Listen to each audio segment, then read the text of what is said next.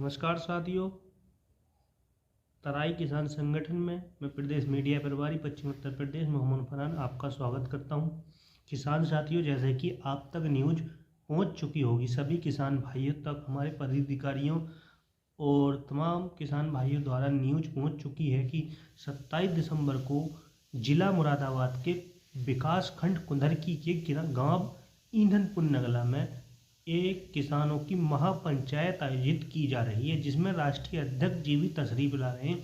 वो किसानों की विभिन्न समस्याएं जैसे आवारा पशु, बिजली अधिकारियों की मनमानी, गन्ना मूल्य में वृद्धि, गन्ना मूल्य 350 रुपये के आ रहा है जो कम से कम 450 रुपये गन्ना मूल्य होना चाहिए, आदि समस्याओं को लेकर हमारी किसान महापंचायत आयोजित की जा रही है। क्योंकि किसान की हालत इतनी ख़राब हो रही है कि उसकी फसल में भयंकर गन्ने में जो है भयंकर प्राकृतिक आपदा आ गई है कि गन्ना की फसल जो है सूख रही है।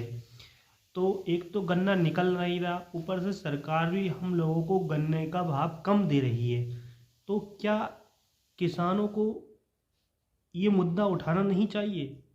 क्योंकि बहुत से किसान साथी विभिन्न राजनीतिक पार्टियों का शिकार हो रहे हैं।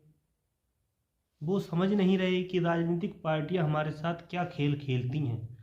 इसलिए तराई किसान संगठन किसान साथियों के बीच आ चुका है और हम आपसे अनुरोध करते हैं कि इस सभा में आप विभिन्न राजनीतिक पार्टियों के मुद्दे छोड़कर या राजनीति छोड़कर इस सभा में आइए। क्योंकि हमारे संगठन में कोई राजनीति नहीं है। हमारे संगठन का मकसद सिर्फ ये है कि किसान की आर्थिक स्थिति में सुधार हो, किसान अपने बच्चों की फीस जमा कर सके कॉलेज में, अपने बिटिया के हाथ पीले कर सके, उसकी शादी सामान्य रूप से कर सके। क्योंकि किसान की आर्थिक स्थिति काफ़ी कमज़ोर हो चुकी है। तो किसान साथियों, इस सभा में आपको प्रातः 10 बजे भारी से भारी संख्या में पहुंचना है। हम आपका आभारी रहेंगे। तो मैं अपनी बात यहीं पर समाप्त करता हूं।